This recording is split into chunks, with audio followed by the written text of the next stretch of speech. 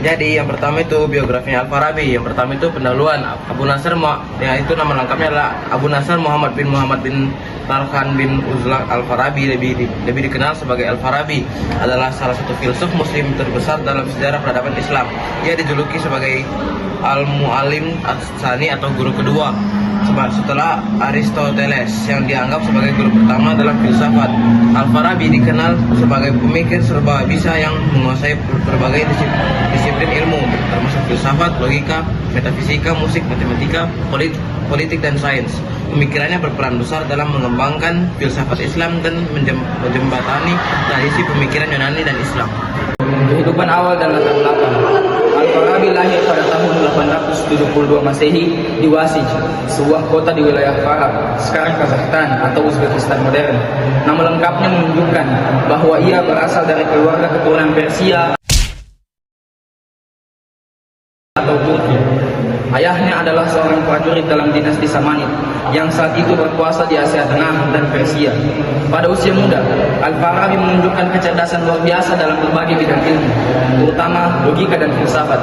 Ia belajar di Bukhara, pusat intelektual di dunia Islam pada saat itu, sebelum melanjutkan perjalanan ke Baghdad, kota yang menjadi pusat ilmu pengetahuan dan kebudayaan Islam pada abad ke-9 dan 10. Nah, selanjutnya itu adalah pendidikan dan pengaruh intelektual. Yang pertama, studi di Baghdad. Di Baghdad, Al-Farabi menimba ilmu dari para ilmuwan dan filsuf terkenal. Ia mempelajari logika filsafat, matematika, kedokteran, dan musik di bawah bimbingan ulama terkemuka, yaitu Yohanna bin Hailan, seorang filsuf Kristen di Nestorian yang mengajarkan pemikiran Aristoteles dan Neoplatonisme.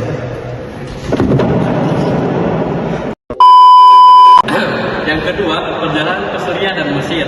Setelah beberapa dekade di Baghdad, Al-Farabi melakukan perjalanan ke Aleppo, Damaskus, dan Kairo. Ia mendapatkan perlindungan dari Saif al-Daulah, seorang penguasa dinasti Hamdanid di Aleppo, yang menghargai keilmuannya. Di sana ia mengembangkan lebih banyak pemikirannya dan menulis lebih banyak karya.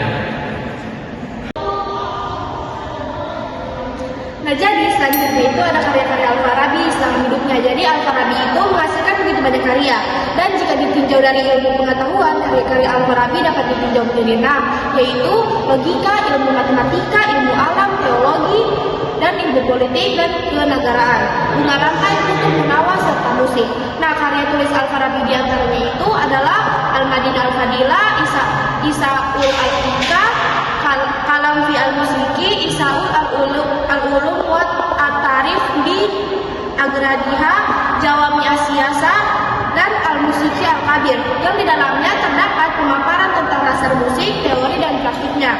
Karya Al-Farabi yang paling terkenal adalah Al-Madinah Al-Fadilah, kota atau negara utama, yang membahas tentang pencapaian kebahagiaan melalui kehidupan politik dan hubungan antara rezim yang paling baik.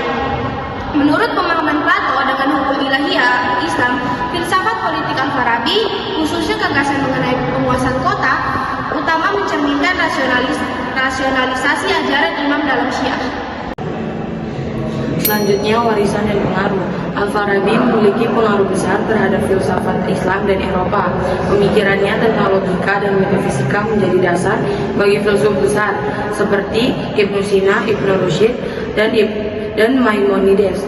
Di Eropa, gagasannya diterjemahkan ke dalam bahasa Latin dan mempengaruhi filsafat abad pertengahan, terutama dalam skolastik.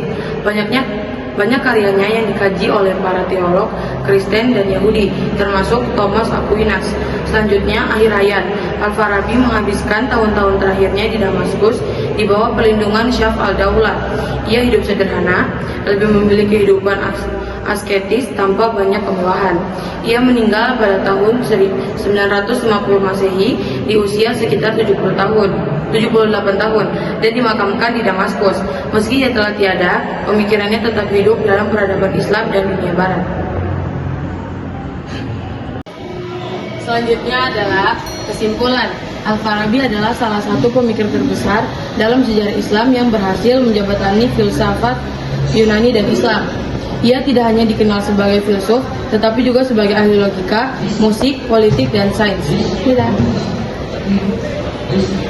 terus juga pemikirannya tentang negara ideal, akal, logika, dan musik, terus menjadi bahan kajian hingga kini. Sebagai guru kedua, warisannya tetap abadi dalam dunia filsafat dan ilmu pengetahuan.